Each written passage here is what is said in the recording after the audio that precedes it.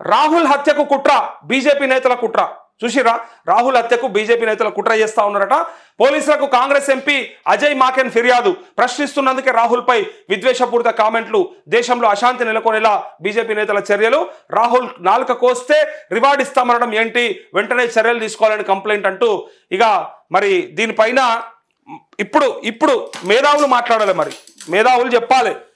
మరి ఇట్లాంటి మాటలు ఇట్లాంటి వ్యాఖ్యలు రాజకీయ నాయకులు చేసుకోవడము, దానికి సంబంధించి ఇలా ఇట్లాంటి వార్తలు రావడము, మరి వీటిని మనం ఎక్స్ప్లెయిన్ చేసే విషయంలో ఇక మా మీద మళ్ళా లేదు నాలుక కోస్తా అన్న విషయాన్ని మీరు అట్లా చెప్పొద్దు ఇట్లా చెప్పొద్దు అని మా మీద ఆంక్షలు పెడతా ఉంటారు. మరి వాళ్ళంతల వాళ్ళు మాట్లాడే మాటలు, వాళ్ళు చెప్పే విషయాలు ఒకసారి చూడండి. అయితే ఇక్కడ కాంగ్రెస్ ఎంపీ అయితే అజయ్ మాకెన్ అయితే ఫిర్యాదు చేసిండు. మరి ఫిర్యాదు చేస్తే మరి అది ఏమైతుంది ఏందో తెలియదు. కానీ ఇక నాలుక కోస్తే రివార్డ్ ఇస్తామనడం మాత్రం చాలా మంది తప్పుగానే చూసిర్రు. అది తప్పు పట్టిర్రు కూడా.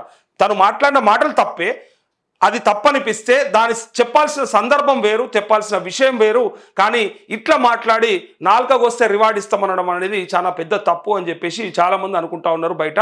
సో ఎందుకంటే ప్రజాస్వామ్యంలో మాట్లాడే హక్కు, స్వేచ్ఛ అన్నీ ఉన్నాయి. కానీ ఇంకొకరిని బాధ పెట్టొద్దు అనేది మాత్రం కూడా ఆ పరిధి అందరికీ అర్థం చేసుకోవాలి. అలాంటప్పుడు తను చేసినటువంటి వ్యాఖ్యలకు సంబంధించి తనకు కావాలనుకుంటే ఏ రకంగానైనా రిప్లై ఇవ్వచ్చు. కానీ ఈ రకమైన రిప్లై కరెక్ట్ కాదని చెప్పి చాలామంది అనుకుంటా ఉన్నారు.